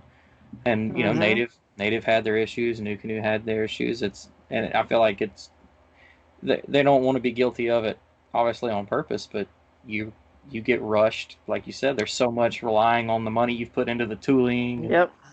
So stuff many like that. variables when you're dealing Yeah, with anything that's overseas as well. So many variables. Yep. I mean, there's so many pieces and components and parts in there, and without giving them to, like, let's say the team members or something for literally an entire year, who can afford to just kill an entire year? We have the products, they're ready, the prototypes or whatever, the I'd say like pre-production. So they're basically production. This is the way that, because you have to give someone obviously one that's going to be exactly as the consumers would buy it. Who has time for that? Who has money to sit around and just sit on that? So you almost had to, the consumers to some degree have to be a little bit of your guinea pigs, because you just don't know what things are going to fail until you get. I mean, it's true with even just paddle kayaks. I mean, Yeah. we had some cracking on some areas on the Kusas, and we obviously addressed it and fixed it, but we didn't know that was going to happen 6 months down the road or 8 months on these boats, oh yeah. until people sit them over and over and over and sit on those seats and sit on those seats. Okay, well, now we know, got to go in there and fix it. We'll help those people with our great customer service over there that we had, and just take care of them and then get them back in shape. And then the new boats will put some more heat in those spots. It'll pull more plastic in those areas, and we'll support it. And so that's what I mean. So even on the paddle side, it's one of my concerns, not concern, but just something I'm like, I sure hope we get this right, with this new boat, and like we don't Yeah. have anything like that. We can just get it nipped in the bud right away. And because the actual features and designs and all the stuff that I've brought into input on the boat is just, it's so cool, man. I can't wait to get in this thing and utilize it. I actually think that it is possible to, have a boat that really does give you, as far as tournament fishing, I know this is our main topic here. We talk about tournaments, really does give you, an advantage on the water. Most of the time I joke with people, I can probably catch fish off of a log just as good as anything out there. I mean, like, in other words, like really what makes you better is not, people put too much emphasis on the boat or this or that, but really it's like, obviously my experience, where I know where the fish are, where to cast. It's up here mostly, and a little bit of coordination and skill with the rods and the reels and all that. That's where it mostly is. And you can catch fish off of an inner tube. I mean, you just got to be able to get there. But I think that there is a point where, and there's some features and some cool things on these new boats, and some boats for sure, that can give you just a little bit of a edge. And then you combine that with another little bit of edge somewhere else, that you grab a little bit of edge with your electronics or whatever it was, or a little bit lighter weight paddle, or maybe you have a little bit more efficient drive, or just a little edge here, there, with all of your stuff. Your sunglasses are a little bit better than some cheapos. Like, you just keep adding all that stuff up, and that can make a big difference in the end. I'll ask you this, because maybe you could give this away. How soon or how far do you think you are from getting to be running your designed prototype yourself, just to give it its first push on pace? Man, I'm hoping in the like middle of spring. That's what I'm hoping. So still a little bit of time. A little bit of time, but I think that we will have the boat ready for most of the country to have it. I mean, depending on how quickly they get out there and people get to stores and get it. But most people, if you pre-order and you buy one, once you see it, you can call a shop that's going to on the Crescent dealer list and go ahead and hopefully pre-order and have one that's coming in with your name on it. Basically, hopefully most people will have it in time to use for the majority of their season next year. Hopefully. Oh wow! So I don't know. In other words, I don't know if that's April or May or June, but even if it's like the beginning of June or somewhere, whatever, middle of June. I mean, a lot of places up north don't get kicking until May, so you might miss a month and a half. But in other words, if you can hang in there, this is coming, and you think that something I might design could be in your wheelhouse as an angler, then hang tight because I think it'd be worth the wait. So that's almost everybody. So yeah. I've talked to so many people that just since you announced that you were with Crescent that have they had all these plans, or I'm going to this company, I've been in talks with them, and now everybody's on hold. Like, nope, I need to see what Drew pops out. I don't know anybody else coming out with a boat. I'm not on a team. It's not like, hey, I'm trying to get on. I mean, that's I'm not. That's not what I'm saying. Right. I just haven't heard anybody coming out with a boat. I've heard you hear a lot more, like even oh man, I can't remember the guy's name that not took over at Jackson that was on the podcast not so long ago. But he was talking about how Jackson's taking steps kind of back, revising what they have their new wreck boat, the Stack. Yeah, limiting colors. They got rid of a few models. Yeah. I think you'll see some companies taking the time to do that. Yeah, it sounds like companies are trying to get their business right because of COVID and things like that. And Crescent's going the other way where they're trying to take advantage of the opportunities. Which at the same time kind of blows my mind because you think of the year kayaking in general had to have had money-wise. Yeah. You couldn't keep boats on a shelf. Well, why come up with new kayaks whenever you can just pump out? Also true. There's so many. That's true. Right? No need for a new model whenever the old ones are selling like hotcakes. Hey, look at New Canoe. We've had basically, except for the Flint being more recent, the same 3 boats forever. So. Yeah, that's true. I mean, even Hobie to some degree. I mean, they didn't always come out with a new boat every year, and they don't. Like every year, they come out with something that's kind of like a new feature to their drive or something. I think they've always done things really well. I mean, and again, I don't mind talking about any other company in a good light. And I mean, it's kind of nice that Crescent doesn't make a pedal, kayak, so I can say how awesome Hobie drive is because it is. I mean, I think everyone kind of knows how efficient that drive is and how it works, and it's just, I mean, they have done a great job on the business side, which you just referred to, Dan, like the business side, and then not getting too far ahead of themselves on getting too much too fast, and just slowly just building this thing. And then you don't have to come out with a brand new boat per se if you just come out with some cool new upgrades, because otherwise if you don't, then eventually you have all these boats out and they all just don't have the right outfitting or the right accessories for them, the attachments, or they don't look complete, you know what I mean? So it's kind of like they've just done a good job of making something significant every year, but it isn't always a new boat. Yeah. I might be the only guy, but man, I love that they don't have flush. And you might have this on your new boat, and that's great. You're the man. Flush mount rod holders. I don't like flush mount rod holders. I love that the ultralight and the light tackle don't have them. I love that they have the mighty mounts. Right. Yes. I'll attest to this. I think the best ones were on the Kusas. Because they had that steeper angle. The angle. Like, I love having the 4 on the Flint, and they work good. But the Flint, just the sheer water angle just makes. I'll say this: you guys, this is your way of trying to get stuff out of me. It's smart. This is your way. I will say this: we do not have flush mounts. All right. We do not have mighty mounts on this for the rod holders. We have something new. So there you go. Okay. No flush mounts, no mighty mounts, but a new concept. And I might like that I mentioned the horizontal rod storage. So put the pieces together. See, my box has I have a Yak Gadget box. My rod holders go back, and then my rods in the front, they're horizontal. So That's how I like all my rods being horizontal too. Right. Well, you fish the places like we're talking about. You can't have. Yeah. I've had them No, snatched out of the back so many times, and it's not the boat. It's You just can't. the nature of the beast, man. You get It washed is. under a tree, and you're just whatever You're done. happens. Yeah, you're done. I mean, the thing is this. Here's what's hard about designing a kayak. It's the fact that, you know, you might want your rods one way, you might want them another way. Somebody else is like Brad Case has them all in front of him in this huge tall thing, and fish finders up. And I mean, it's crazy. We see what some people. I mean, Ron Champion had like 15 rods behind him, sticking straight up in the air. I'm like, I don't know, and that's so the cool part about our sport. It's the beauty. Our diversity is what makes us beautiful. This entire sport. I mean, that someone can go with just a paddle and a $6.99 boat, but someone can also be in a $5,000 kayak with pedals and all the electronics and 15 rods, and we can still end up in an even playing field in the sense that I could have chosen that. I chose this. He could have chosen this. He chose that. And it all gets the job done. You know what I mean? It gets it done if you know how to use the tools right. And it's a lot up here.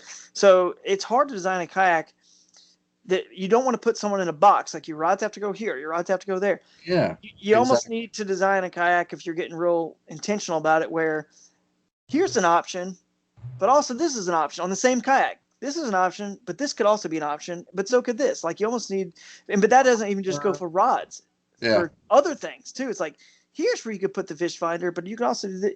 And if you don't have those options, then people will kind of DIY them and make them, but then they don't look as, it doesn't look as intentional. It doesn't look as smooth when things are just kind of DIY, sticking up all over the place. I just tried to give people options, multiple, at least a few options of ways to do certain things that we all have to do. There's certain things we need, right? Somewhere to put a net or a paddle, rod, whatever. We need these things, right? We need somewhere to put a fish finder, somewhere to put your battery.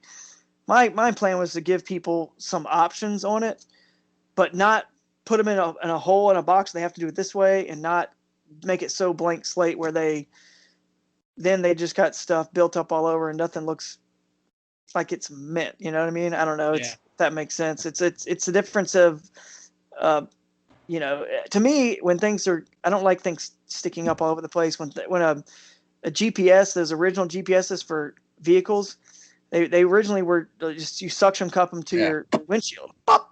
Well, it doesn't really look like it. You got a cord hanging there. It's in the cigarette light. It doesn't really look like it's meant there. And now, today, they're in dash and they're flush and it looks beautiful, and you don't have that thing suction cup. That's the difference to me. If you have a blank slate, it'll work, and and people love that because it is open and they can kind of do whatever they want with it. And that's, again, just kind of everyone's style. We have boats that are like that at Crescent. The ones that are there now are very much an open slate. The solo skiff, super open slate. Put a motor on the bow and the whole thing's just flat everywhere. Just go build wherever you want.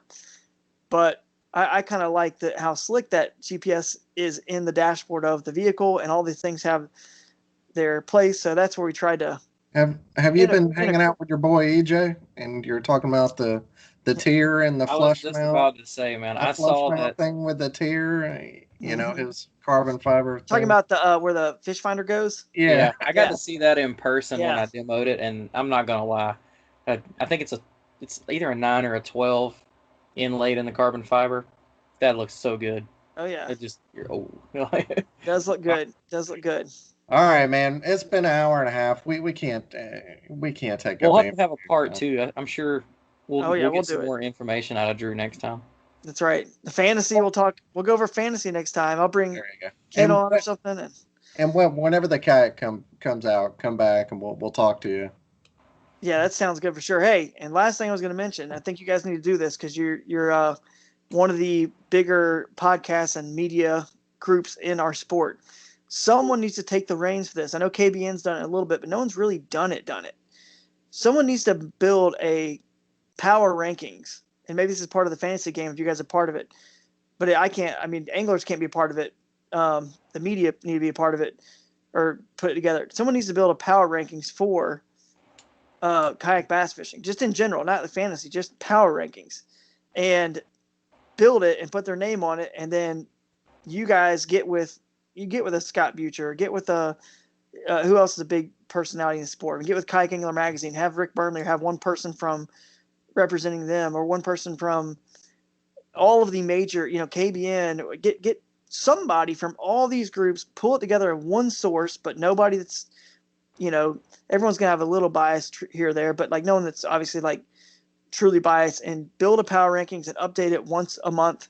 Just move people up, and only the top like 50, just top 50 people, and then have a little plus or minus. So this guy jumped, he won a tournament, he was in 15th, he's up to 8th overall in the power rankings. It's just be too cool to follow. It does the anglers a lot of good for our sponsors. This can do us a lot of good because we have something today. Look, these are the official power rankings for kayak fishing. Paddle and fin power. It sounds good too. The paddle and fin power rankings. I was just thinking that. I mean, this is it, and then it helps the anglers sell to the sponsors what we have to do, sponsorships and things like that. And we haven't even got into that whole. We can talk about that next time too. How to develop sponsorships and all the stuff that it takes to get work your way into being able to do this more and more full time, because it's starting to happen. It's not, as you saw with our numbers, it's not like it's realistic for that many people now, but it's very close, guys, to people. Like I said, a 12-year-old out there or 15-year-old is going to be doing this, potentially just fishing these tournaments for a living in the not too distant future. I'm just hoping my shoulder still hangs in there long enough to compete with them. Well, and guys, Finn, they're doing a little $100 tournament trail in your area since you're living up there now. You have to sneak in and take some people's lunch money next year coming up. Yeah, I'll have to check that out for sure. Yeah. And then I know there's some river stops too, so yeah, get in there and take some money. But I know you got some sponsors. Who is it that makes it easier for you, man? Well, this year, to tell you who stepped up big was Real Tree Fishing. They've just been unbelievable. These people love some fishing, and they love everything outdoors. Obviously, they started as a hunting brand, but they're incredible. And the thing is, they're not really like, they have their own gear and clothing, like stuff I'm wearing right here, but they license to so many of your favorite. When I say your favorite, talking to anyone listening, like whoever your favorite is, Under Armour or whatever, they license to all of those manufacturers to put their patterns on there, and then they help market them. So it's a really cool concept. Actually, it's super genius. You're out there, you're starting a business, start one that is like Real Tree in general, because they don't have any inventory, zero inventory. How nice is that? And I have to ship it. I guess considering and the capital of it, they have this as the inventory, I guess, but I don't even think I doubt this is probably held in somewhere else by a third party that just ships it straight from their website. But they don't really, their main thing is licensing their marketing ability and their patterns they make they're really slick, and they're always making new ones and cool ones. So it's a cool company, and they're really into kayak fishing. They love the feel and the adventure of this. So big thanks to them. Z-Man has been my lure sponsor, and it's probably, I'm sure I mentioned the word chatterbait or something at one point in this. I rarely ever does a whole podcast go through or anything, because I caught every single fish this year. I didn't actually realize this until today, was on a Z-Man product except for the Whopper Plopper. Everything. Wow. I caught everything on a Z-Man lure. I was using mostly chatterbaits, diesel minnows, the swimmer minnows, the streaks, the TRD crawls, the finesse jigs, the cross-size finesse jigs, the cross-size power jig, the swim jigs, snake eye swim jigs, anything like that. The spinnerbait, sling blade spinnerbaits. That's not true. I do throw another spinnerbait. It's a little secret, top secret spinnerbait of mine that I throw in rivers sometimes. But other than that little spinnerbait and the Whopper Plopper, everything was on Z-Man. Everything. So that's pretty cool. Yak Attack's always been there for me. Yak Attack's been a great sponsor. Bending Branches paddle. That paddle has been through so much this year. I made a post at one point, I think on Instagram, showing how worn that paddle was from all the pushing and just scraping, and it still held up. It was an Angler Pro. It's an awesome paddle. So big thanks to those guys. And then trying to think who else is a motor guy. When I was using a motor, was nice to have. And then Power Pole's always been a partner of mine for a long time. Boondocks and Anchor Wizard have been great as always. The Under Armour, speaking of Under Armour earlier, they've been a partner of mine as well. And Smith Optics, the best sunglasses by far, in my opinion. They have this thing called Chroma Pop, which really adjusts with the lighting. It's really slick. So been, I don't know, just follow me on Instagram and Facebook. Eventually, I obviously talk about this stuff on my own socials. Yeah. So I'm probably going to forget somebody, and definitely already have. But And your Trying to think. podcast and show, Hooked Yeah, on Water, yeah. Wild Waters. Yeah, check that out, and we'll guess I'll be talking about them more there. So anyway, I'm still trying to think of ones. I know I've missed so many, but whatever. You guys go follow along. 13 fishing rods and reels, the most obvious stuff, the rods and reels, and then the Cortland braided line was awesome this year. So those are a couple good ones. And then Stolquist is the new PFD sponsor for me this year. Haven't had a PFD sponsor for about a year and a half or two. So hooked up with them. So big thanks to those guys. They're going to be supporting for next year and potentially a big sponsor, like a real big one. Dun, dun, dun. Could be coming in the future. I can't really talk about who it is. But Fish USA, they're up here. That's another sponsor of mine this year that's been really good. If you need to order something, it's on your doorstep like the next day. It's unbelievable how fast they ship stuff out. So they still have some cyber.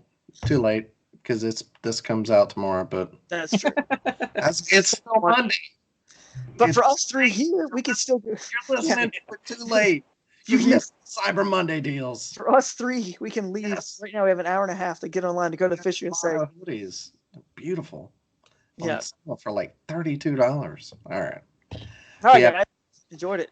Yeah, thank you for being on. We appreciate it. And as always, thank y'all for listening and wear your PFDs. Be safe out there. If it's time of year, things are getting cold. Wear your splash suit. Bring extra clothes, all that good stuff. Tell people where you're going. All right. Be safe out there. Thanks for tuning in to another killer episode on Paddle and Fin. Don't forget to go check out our website at paddle_and_fin.com. Don't forget to check out the YouTube channel at Paddle and Fin. If you got a question, comment, want to hear from a future guest on a future episode, feel free to email us at paddle_and_fin@gmail.com. Don't forget to follow us on social media at Paddle and Fin on Facebook and Instagram. Shout out to our show supporters, Angler. The Angler button and app just makes for a better time on the water and creates a virtual logbook for every fishing outing out on the water. Shout out to Rocktown Adventures, located in Northern Illinois, for all your kayaking, camping, and hiking needs. TRC Covers, protect your investment. Catch Products, shout out to Catch Products. Go to catchproducts.com and put the Paddle and Fin logo directly on your catch board. Shout out to Jig Masters Jigs. When in doubt, get the jig out. Go to jigmasters.com, use promo code PNF20 and save 20% on all your jig and tackle needs.